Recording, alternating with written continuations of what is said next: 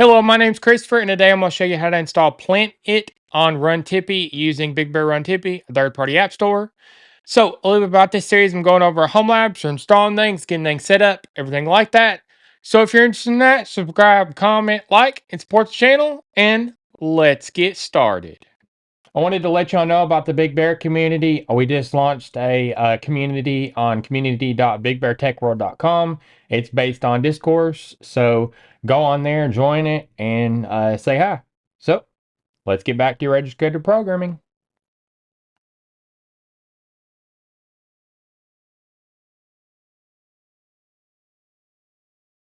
So this video was suggested by Jethro1010 to add Planet to the app stores and make a video on it. So I'm going to be making a video on it today, and if you would like to suggest videos for me to make, please suggest them on Big Bear Community. So this is what I'll be installing today, Plant It. It's a self-hosted open source gardening companion app, and this is what it looks like.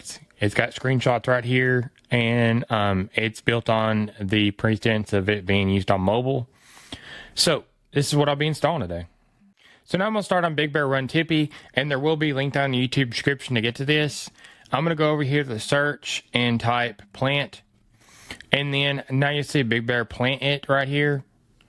So the metadata right here has the description for the app in the App Store, the logo, the config.json explains things for the App Store and the app. So the port that you'll go to, also the name up here, and then available, exposable, the ID, the Tippy version, the categories, the description, the short description, and then the author of the Plant It, and then source, website, the form fields, which it's a random, and it's saved to the environment variable of MySQL password, and then same with this, a JWT secret, and then supported architectures, ARM64 and AMD64. And now I'm going to go over the Docker Compose. So version 3.7 of Docker Compose file format's being used. I'm going to set some services, and then the first service underneath the services is called Big Bear Plant It. And then the container name is going to be called Big Bear Plant It. This is so Docker doesn't have to generate a random name. The image is coming off of Docker by default because there's no URL before this. This is the Docker image, and then this is the Docker image tag. And then the container restart policy is set to unless stop. So that means if you stop it for any reason, it will not try to restart. But if it fails any other reason, then it will try to restart.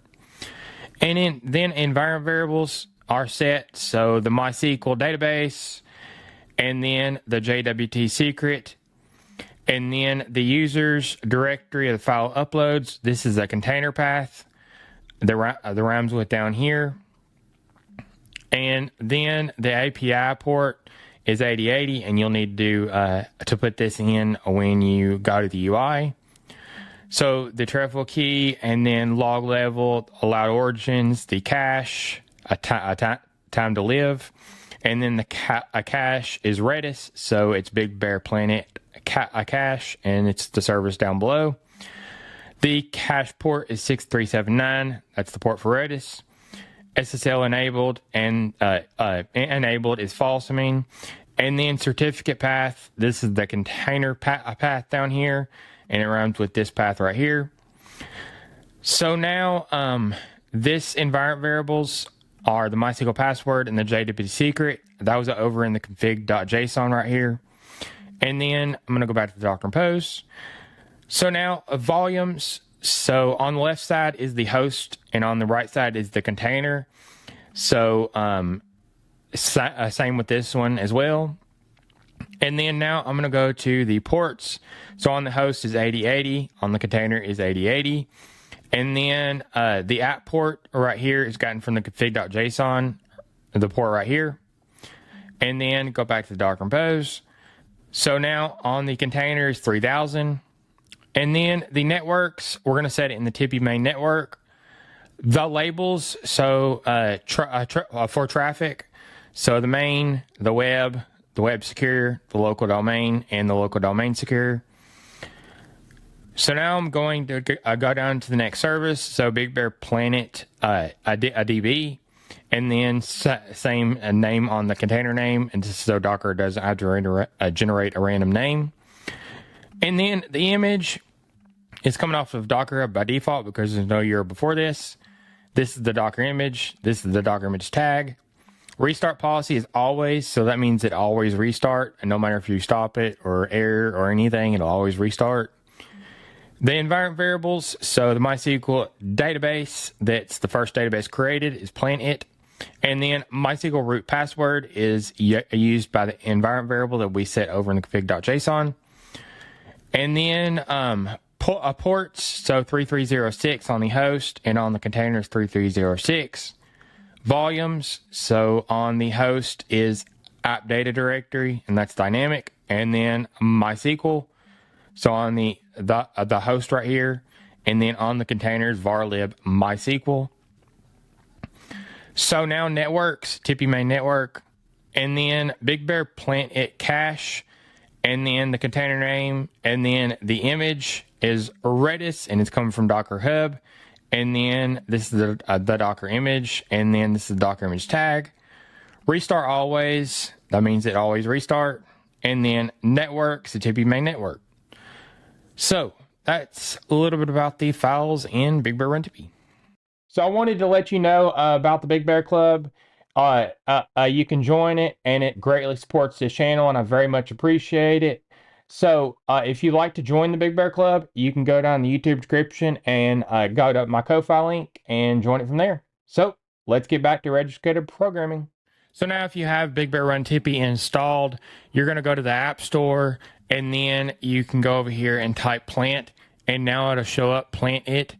And then, the description, the base info, which is source code, the author, the port that you'll go to, the categories, the version, supported architectures, and the website, which are in the config.json.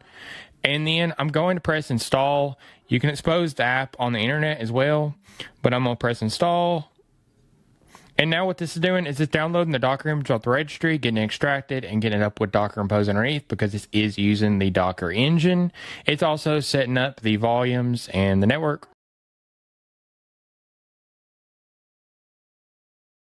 So now it's up and running, and you see stop, restart, open, and then the settings, which is the reverse proxy, and then update, reset app. So we got the app up and running. So now I'm going to go over the app settings a little bit. So if you go to my apps, then you go to planet, stop the container, restart, open, and then the settings to where you can set the reverse proxy, update, and then reset the app.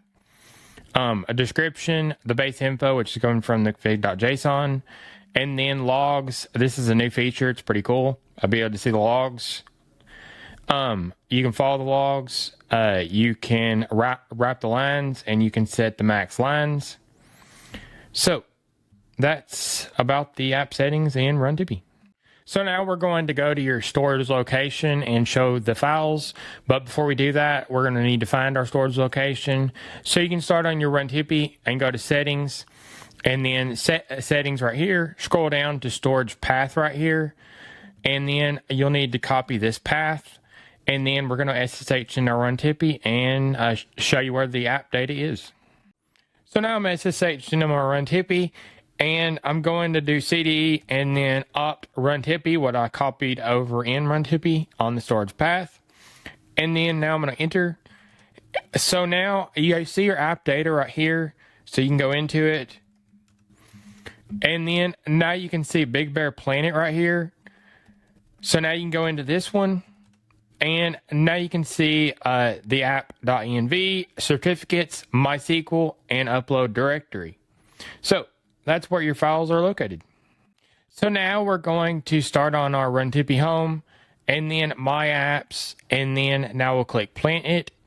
And then now we'll go over here at open, and we'll open into the web UI with going to this IP right here. And then I'm going to have to put the server URL in, and this is the API. So my Runtipi IP, and then 8080, and then continue. So now we can log in or we can create an account. I'm going to create an account. So now I'll put a username in and a email in, and then I'll put a password in, and then sign up. So now we're in. So you're home. The items, which is the events, and the search, and then you can add a custom.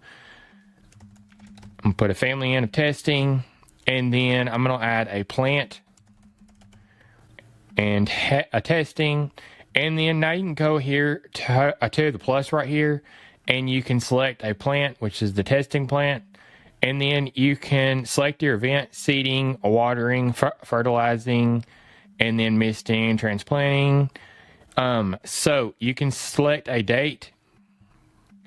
You can also put a note in, and then plus, and then now we've created 6 new events. So you can come over here to the events and you can see all of them over here. You can go over the more tab and you can edit your profile, change password, see the stats, event count, plant count, species count, and then image count, server URL, and then notifications, NTFY settings, and then a log out. So I just went over step by step on getting Planet running on Runtipi.